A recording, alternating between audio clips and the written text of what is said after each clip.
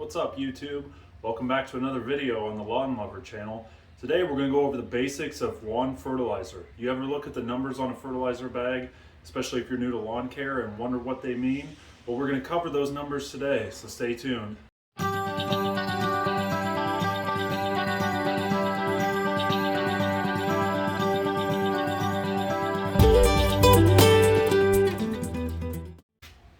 So if you walk into your local hardware store or big box store, you'll walk down the fertilizer aisle and there'll be tons of bags of different types of fertilizer. Some will advertise crabgrass preventer, some will advertise make your lawn greener. But the main thing you want to be looking at, throw the marketing stuff out the window, you want to look at your analysis of the breakdown on the numbers of the bag. It'll be 3 numbers with a dash. You got your nitrogen, you got your phosphorus, and then you have your potassium or potash. So these are key that you know what's in each bag in your analysis so you know what you're putting down on your lawn. So this is just an example of a bag I currently have of a Yard Mastery bag of flagship fertilizer. You can see here it'll tell you a 45-pound bag will cover 15,000 square feet, which is pretty standard. And then the breakdown here is 2406. So that means that 24% of the bag, the product in this bag, is nitrogen, 0% of this bag is phosphorus, and 6% of this bag is potassium, or what is also known as potash. So it's interesting to know what each number does. So you'll use different products at different times of the year depending on weather conditions or what your soil needs. Nitrogen, whenever you think nitrogen in simple terms, think green and growth. So this is going to push growth in your yard. You want to keep an eye out too whether this is slow release or regular nitrogen. Regular nitrogen is going to give a quick burst to the lawn. A slow release is going to feed your lawn over time with nitrogen. It'll break down, the prills will break down over time and continually feed over time. So you don't get that burst of growth, but you'll get continuous growth over time. This is more of a spring fertilizer just because I'm pushing nitrogen in the spring. So we want to get that green up in the lawn and get the lawn growing. Phosphorus, think of phosphorus as root development. You want to drive down. So if nitrogen is upward growth, your phosphorus is downward growth, so root development. This is why a lot of starter fertilizers, middle number of phosphorus is going to be a lot higher in that because you're growing new seeds and you want to get the roots to the ground.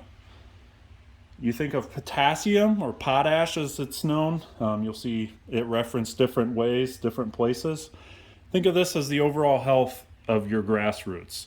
So, I mean, if you get into like a disease, this will help prevent disease, helps with water retention.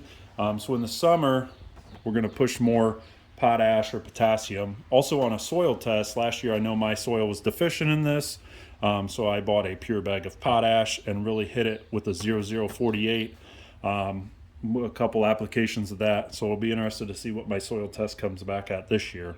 So if you think nitrogen, growth up, phosphorus, growth down, and potash or potassium as overall plant health, it'll kind of give you a better idea of what you're throwing down and an idea of why we're throwing down certain things at different times of the year.